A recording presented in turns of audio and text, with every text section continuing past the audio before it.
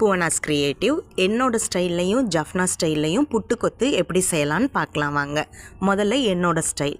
தாச்சி வச்சு எண்ணெய் சூடானதும் பெருஞ்சீரகம் மட்டும் சேர்த்துட்டு அதுக்கப்புறம் காய்கறி சேர்த்துக்கிறோம். நான் இதில் பீன்ஸும் தக்காளியும் சேர்க்கலை. நீங்கள் வேணும்னா நீங்கள் சேர்த்துக்கலாம். இது போக கொண்டக்கடலை, பட்டாணி இது மாதிரி ஊற வச்சும் நம்ம சேர்த்துக்கலாம். நான் அதுகள் ஒன்றுமே சேர்க்கலை.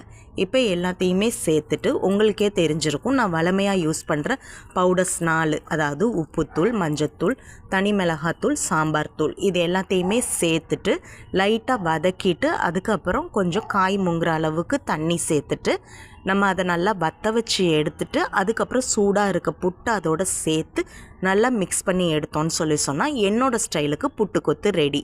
ஏங்க அங்கே செஞ்சிட்ருக்கும்போதே தனியாக நீங்கள் மெதுவாக சொல்லலாம் தானேன்னு கேட்காதீங்க. ஏன்னா இதுக்கப்புறம் நான் ஜஃப்னா ஸ்டைல் சொல்ல போகிறேன். அங்கே ஸ்ரீலங்காவில் ரம்ப கொலைன்னு ஒரு கைண்ட் ஆஃப் லீஃப் ஒன்று கிடைக்குங்க. வாசம் கம கமன்னு இருக்கும். சாதம் பொங்கும் போதும் அதில் போடுவாங்க. இல்லை ஃப்ரைட் ரைஸ், எல்லோ ரைஸ்னு எதுக்கு வேணாலும் சேர்ப்பாங்க. இந்த மாதிரி காய்கறி மற்றது முக்கியமாக கறி ஐட்டம்ஸ் எல்லாத்துக்குமே சேர்ப்பாங்க. ஸ்பெஷலாக அதிலேருந்து ஒரு வாசம் ஒன்று வரும். ஸோ அது இங்கே எனக்கு கிடைக்க மாட்டேங்குது. அங்கே அது கண்டிப்பாக சேர்ப்பாங்க. அதே நேரத்தில் பார்த்திங்கன்னு சொன்னால் அவங்க ஒரு மசாலா பவுட்ரு ஒன்று வீட்டிலையே ரெடி பண்ணுவாங்க.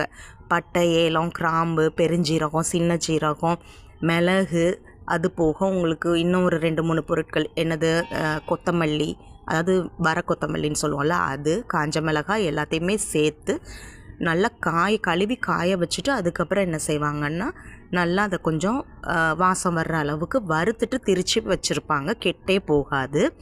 இந்த காய்கறி ஒன்றையும், அதாவது கேரட் தனியாக வெட்டி வச்சது, கிழங்கு தனியாக வெட்டி வச்சது, பீன்ஸ் கூட தனியாக வெட்டி வச்சது, எல்லாத்துக்கும் மேலேயும் அந்த பவுடரை கொஞ்சம் போட்டு அதோடைய தனி மிளகாத்தூளும் கொஞ்சம் போட்டு மஞ்சத்தூள் போட்டு உப்புத்தூளும் போட்டு விரகிட்டு தனித்தனியாக எண்ணெயில் டீப்பாக ஃப்ரை பண்ணி எடுப்பாங்க.